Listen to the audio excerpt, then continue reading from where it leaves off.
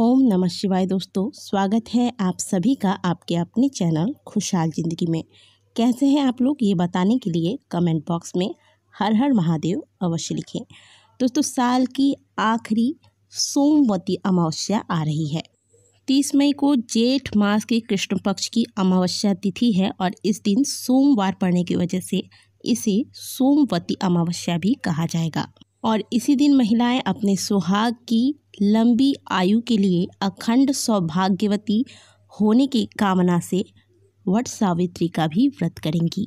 करवा चौथ और तीज की तरह ही वट सावित्री का त्योहार सौभाग्यवती स्त्रियों द्वारा किया जाता है। इस दिन जो सुहागिन महिलाएं हैं वह वट वृक्ष की पूजा अर्चना करती हैं, परिक्रमा करती हैं, कथा इत्यादि का श्रवण करती हैं तथा अखंड सौभाग्यवती होने की प्रार्थना करती हैं। और मजे की बात तो ये है कि इसी दिन इस वर्ष शनि जयंती भी है। 30 मई को जेठ मास की कृष्ण पक्ष की सोमवती अमावस्या इस वर्ष विशेष नक्षत्र और योगों में भी आ रही है। कृतिका नक्षत्र से शुरू होकर रोहिणी नक्षत्र तक रहने वाली है। दोस्तों, सोमवती अमावस्या हिंदू धर्म में अपने आप में ही बहुत अधिक महत्वपूर्ण तिथि होती है।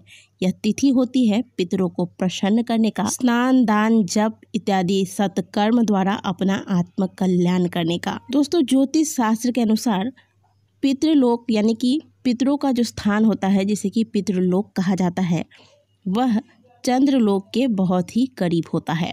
और कुछ लोग तो ऐसा मानते हैं कि चंद्रलोक में ही पितरों का स्थान होता है, यानी कि पितृलोक होता है। अर्थात पितृलोक का संबंध चंद्रमा से होता है और चंद्रमा का संबंध होता है सोमवार, जिसे कि चंद्रवार भी कहा जाता है। इसीलिए यदि सोमवार के दिन अमावस्या तिथि आती है तो यह बहुत अधिक महत्वपूर्ण होता है। और इस दिन पितरों के निमित्त आप चाहे कुछ भी करते हैं वह सीधा पितरों को प्राप्त होता है और पितृ इससे तृप्त होते हैं। और दोस्तों, जीवन में सफल होने के लिए, जीवन में आगे बढ़ने के लिए, जीवन में सुख भोगने के लिए पितरों का प्रसन्न होना, उनका आशीर्वाद साथ होना उतना ही अधिक महत्वपूर्ण है जितना कि देवों का आशीर्वाद प्राप्त करना। दोस्तों, कहा जाता है कि यदि आपके पितृ आप पर प्रसन्न हैं, पितृ की कृपा आप पर है, तो आपको देव की भी कृपा बहुत ही आसानी से प्राप्त हो जाती है। लेकिन अगर आपके ऊपर पितरों की कृपा नहीं है तो आपको देव कृपा भी बहुत मुश्किल से प्राप्त होती है। इसलिए आपने कई लोगों को देखा होगा जो बहुत नियम से पूजा पाठ सब कुछ करते हैं, व्रत इत्यादि करते हैं, लेकिन फिर भी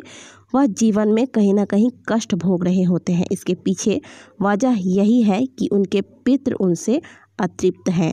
इसीलिए देवों की कृपा को प्राप्त करने के लिए आपको पितरों को प्रसन्न करना भी अत्यंत अनिवार्य होता है।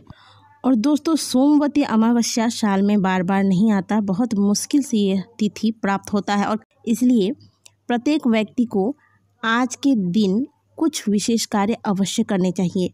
शिव महापुराण की कथा कहती है कि आज के दिन जितने भी ग्रह हैं वह चंद्रमा के साथ मिलकर महादेव की पूजा आराधना करते हैं। इसलिए सोमवती अमावस्या के दिन महादेव की पूजा का भी विधान है। दोस्तों, शिव महापुराण की कथा तो यहाँ तक कहती है कि सभी अमावस्याओं में श्रेष्ठ होता है सोमवती अमावस्या का दिन। कहा जाता है कि इस दिन जब घर की स्त्रियां तुलसी जी में या फिर पीपल के वृक्ष में जल अर्पित करती हैं और इनकी परिक्रमा करती हैं तो इससे पितृ तृप्त होते हैं। इसलिए आज के दिन प्रातःकाल जल्दी उठें, उठने के बाद घर के साफ़ सफाई इत्यादि करें, घर के मुख्य द्वार को साफ़ करें और फिर सबसे पहले स्नान करने के बाद आप तुलसी जी में जल अर्पित करें।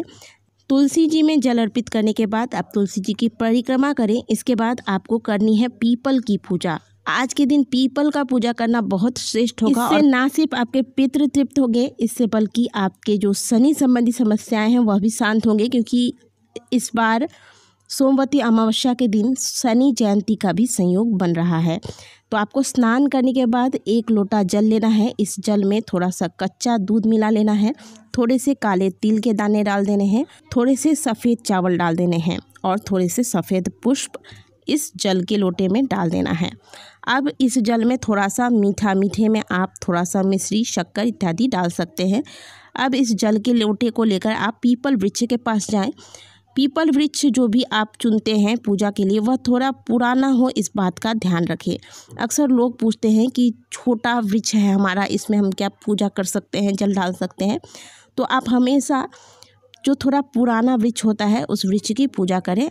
ऐसा ही करना श्रेष्ठ होता है। तो वृक्ष के पास जाए। अब आप दक्षिण मुखी होकर पीपल वृक्ष के सामने खड़े हो जाएं। दक्षिण मुखी होकर यह जल पितरों का स्मरण करते हुए पीपल में अर्पित करें। इसके बाद पीपल वृक्ष की 7 परिक्रमा करें।